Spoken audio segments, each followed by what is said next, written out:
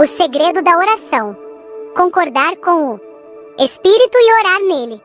Estamos falando sobre os segredos da oração. Vamos ver agora o segredo da concordância. Mateus 18:19 diz: Também vos digo que, se 2 de vós concordarem na terra acerca de qualquer coisa que pedirem, isso lhe será feito por meu Pai, que está nos céus.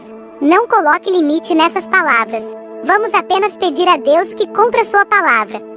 É como uma menina sobre a qual ouvimos falar. Seu pastor estava sempre dizendo: não quer dizer isso, e não quer dizer aquilo. Um dia, ela perguntou: se Jesus não queria dizer o que disse, por que então não falou o que queria dizer? É um pensamento muito interessante. Se Jesus não almejava dizer o que declarou, então por que não falou o que queria? Creio que Jesus queria falar o que disse e falou o que queria dizer. É preciso somente que 2 concordem, e os 2 têm de estar. Na terra, isso se encaixa a nós. A mais forte afirmação que se pode fazer em nossa língua é: eu farei.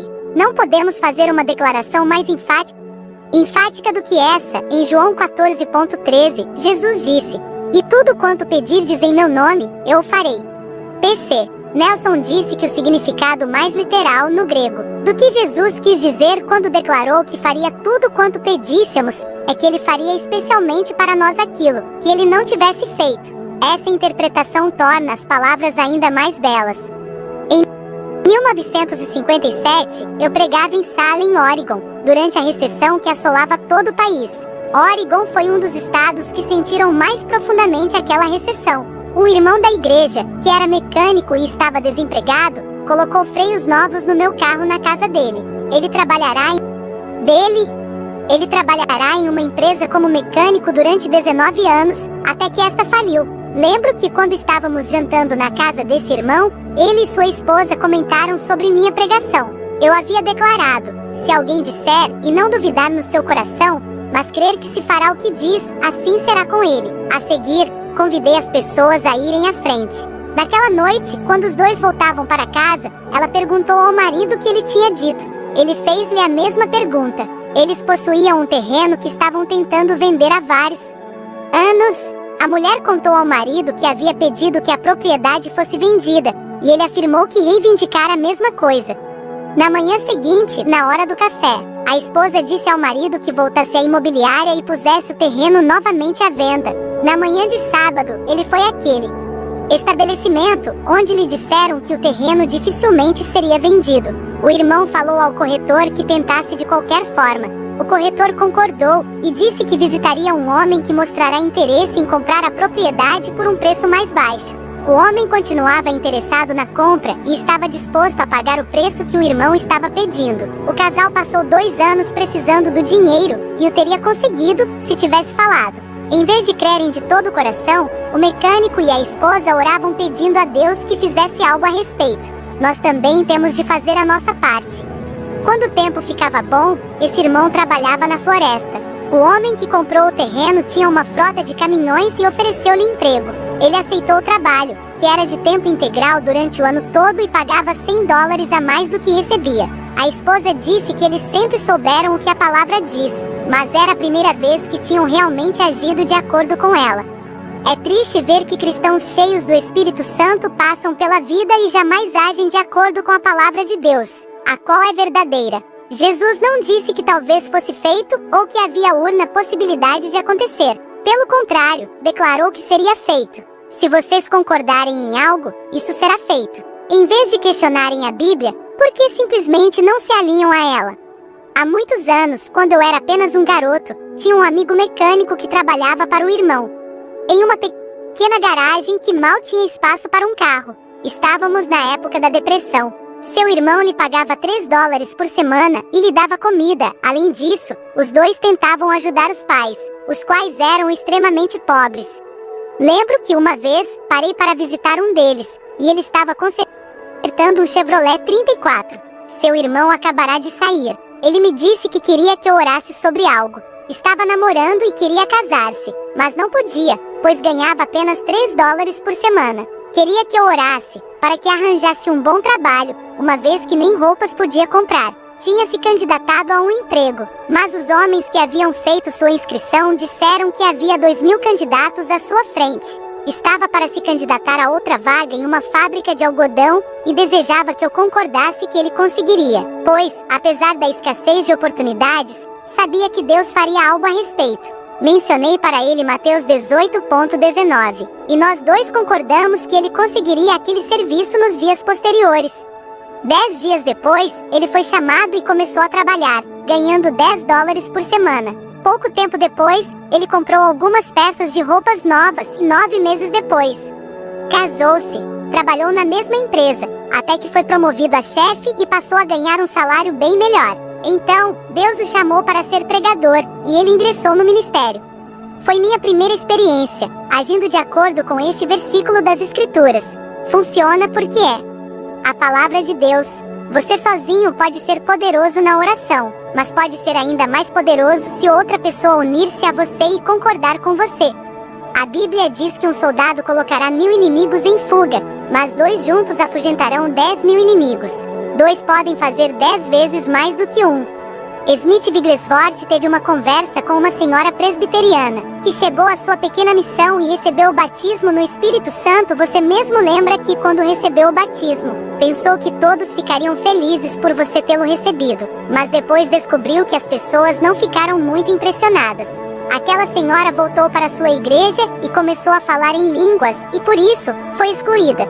Seu marido fazia parte da liderança, e os outros lhe disseram que tinha de fazê-la parar, ou acabaria excluída, para seu bem. O marido foi para casa zangado, e disse à esposa que ela teria de escolher entre o Espírito Santo e ele. Ele lhe daria 10 dias para pensar. Ela pediu que Wigglesworth fosse até lá, a fim de orar por ela. Quando ele chegou, viu que ela tinha os olhos vermelhos de tanto chorar. Ela disse que era tarde demais, mas ele lhe assegurou que Deus jamais o enviará a algum lugar tarde demais. Ela contou o ocorrido e acrescentou que aquele já era o 10º dia. Na manhã daquele dia, o marido lhe perguntara o que tinha decidido. Ela dissera que não podia desistir do Espírito Santo. O marido arrumara os pertences e fora embora. Wigglesworth falou à mulher que se eles concordassem, o marido dela voltaria. Ela replicou: "Sim, mas você não conhece meu esposo." Ele respondeu: "E verdade, não o conheço, mas eu conheço meu Jesus." Ela disse que o marido jamais voltava atrás. Depois de um tempo, Wigglesworth conseguiu mostrar-lhe o que a palavra dizia. Disse que tudo o que tinham de fazer era concordar na terra. Finalmente, ela concordou. Os dois oraram e pediram que o marido dela voltasse. Enquanto oravam, ela começou a orar no Espírito. Wigglesworth contou que, quando o marido daquela mulher voltasse naquela noite, ele não usou-se. Ela deveria ser agradável e agir como se coisa alguma tivesse acontecido. Disse que depois que o marido adormecesse, ela deveria ir a outra sala, orar no Espírito e então, ir quieta até o quarto, impor as mãos sobre o esposo e reivindicar a alma dele. Veja bem, você tem autoridade em sua casa. Wigglesworth foi embora, e naquela noite, o marido dela voltou para casa. Ela preparou sua comida favorita, e depois que ele foi dormir, impôs as mãos sobre ele e começou a orar, reivindicando sua alma. No momento em que ela o tocou, ele saltou da cama e pediu ao Senhor que o salvasse. Depois, ele confessou que, embora fizesse parte da liderança da igreja, nunca se havia convertido. Em pouco tempo, ele também estava cheio do Espírito. Tudo isso aconteceu porque 2 pessoas concordaram. Veja o que diz Romanos 8:26, e da mesma maneira também o Espírito ajuda as nossas fraquezas, porque não sabemos o que havemos de pedir como convém, mas o mesmo Espírito intercede por nós com gemidos inexprimíveis. O Dr. Nelson afirma que no original grego, esse texto diz, com gemidos que não podem ser proferidos por meio de palavras articuladas. O termo palavras articuladas significa a nossa maneira ordinária de falar. Esse versículo inclui a ideia de orar em línguas. Concorda com o que Paulo declara em 1 Coríntios 14:14, se eu orar em língua estranha, o meu espírito ora bem, mas o meu entendimento fica sem fruto. A tradução ampliada diz, meu espírito pelo Espírito Santo que habita em mim ora. Não sabemos orar como devemos. Em nossa mente não é possível que saibamos orar como devemos. Por exemplo, se eu intercedo por uma pessoa que conheço, para que Deus a abençoe, apenas alivio minha consciência e posso dizer que orei. Podemos apenas dizer o que queremos, mas não sabemos orar como devemos. Graças a Deus que o seu Espírito nos ajuda em nossas fraquezas. Não quer dizer que seja algo que o Espírito Santo faz em detrimento de nós. Isso tomaria responsável pela nossa vida de oração, mas ele não é, porque a Bíblia ensina que nós somos responsáveis. O Espírito Santo não foi mandado para orar em seu lugar, mas ajudar você em todos os aspectos da vida, inclusive a vida de oração. Os gemidos emanam do seu espírito e escapam pelos lábios. É o Espírito ajudando você. Algumas coisas que sentimos simplesmente não podem ser expressas em palavras. Esses gemidos são inspirados pelo Espírito Santo e emanam do nosso interior. Muitas vezes, ao orar dessa forma, você estará intercedendo. A intercessão é orar por outras pessoas. Charles Finney iniciou seu ministério como presbiteriano e, posteriormente, uniu-se à igreja congregacional. Ele conhecia um pouco o Espírito Santo. É conhecido como o homem que orava por avivamentos. Certa vez, ele estava realizando uma campanha de avivamento. Havia uma mulher que era uma líder cristã maravilhosa, embora seu marido, um dos principais médicos da cidade, não fosse cristão. Ele fazia gozação com a fé da esposa. Ela sentiu que Finney, que era advogado, podia ajudar seu marido. Insistiu para que ele fosse à sua casa em uma de suas folgas. Finney concordou em ir almoçar em uma segunda-feira. O médico tinha um irmão que era fazendeiro, um homem muito religioso e que estava participando das reuniões da campanha. Este irmão estava hospedado na casa deles, de modo que também estava presente no dia marcado. A irmã pediu a Finney que orasse, quando ele inclinou a cabeça. Sentiu em seu espírito que o Senhor queria que o fazendeiro orasse. O irmão começou a orar, mas, de repente, colocou as mãos na barriga e começou a gemer. Depois se levantou da mesa e correu para o quarto. O médico pensou que o irmão estivesse doente, e por isso também se levantou e foi atrás dele. Finney seguiu os dois, e quando ele entrou no quarto, o médico saiu para pegar a maleta, pois imaginava que o irmão tinha algum problema estomacal. Finney, porém, sabia o que estava acontecendo. Ele parou o médico, dizendo que não havia nada de errado com seu irmão, mas estava em batalha espiritual e, provavelmente, estava intercedendo pelo médico, para a salvação de sua alma perdida. O médico riu e disse que não acreditava naquilo. Finney entrou novamente no quarto, ajoelhando-se ao lado do irmão. Disse que começou a orar e a gemer como o outro irmão fazia. Você pode ajudar alguém a carregar um peso espiritual da mesma forma que ajuda a levar um peso físico. Quando outra pessoa está gemendo e intercedendo no espírito, você começa a fazer o mesmo que ela. Finney disse que em poucos minutos, ele podia sentir o peso saindo de Sirna dele. Os dois ficaram ali, chorando e gemendo, durante 45 minutos. Quando você faz isso, às vezes, sente como se sua própria alma estivesse perdida, embora, na verdade, não esteja. Você assume o peso da alma de outra pessoa, e por dentro, sente como se sua alma estivesse perdida.